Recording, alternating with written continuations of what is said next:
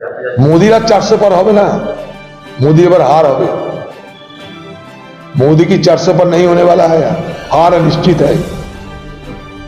ভয় তো পাচ্ছে, তার জন্য প্রতিদিন ইন্ডিয়া জোটের বিরুদ্ধে গালাগালি দিচ্ছে। ইন্ডিয়া জোটকে মোদি ভয় পাচ্ছে না, আতঙ্কগ্রস্ত মোদি না ইন্ডিয়া জোটের সামনে নিয়ে। তাই ইন্ডিয়া জোট ছাড়া তার তো কোনো আক্রমণের লক্ষ্য নেই, শুধু ইন্ডিয়া জোট। তার চীন নিয়ে কোনো আলোচনা নেই, চীন দেশকে দখল করেছে তা নিয়ে কোনো তার বিরোধিতা নেই, দেশের অর্থনীতি পাওয়াটা বেড়ে যাচ্ছে তা নিয়ে তার কোনো আলোচনা নেই, দেশে বেকার বাড়ছে তা নিয়ে কোনো আলোচনা নেই, খালি কংগ্রেস আর ইন্ডিয়া জোট।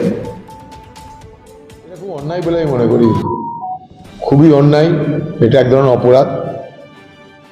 আর জলপাইগুড়ি রামকৃষ্ণ মিশনে যারা হামলা করেছে তাদের উদ্দেশ্য খুব স্পষ্ট, জমি হড়প করা, এবং বাংলায় যারা জমি মাফিয়া আছে, ল্যান্ড মাফিয়া যারা আছে তাদের এটা কাজ, এবং বাংলার ল্যান্ড মাফিয়া যারা তারা তৃণমূলের লোক।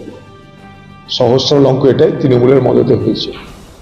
আমি এটা তীব্র প্রতিবাদ করি, তীব্র নিন্দা করি।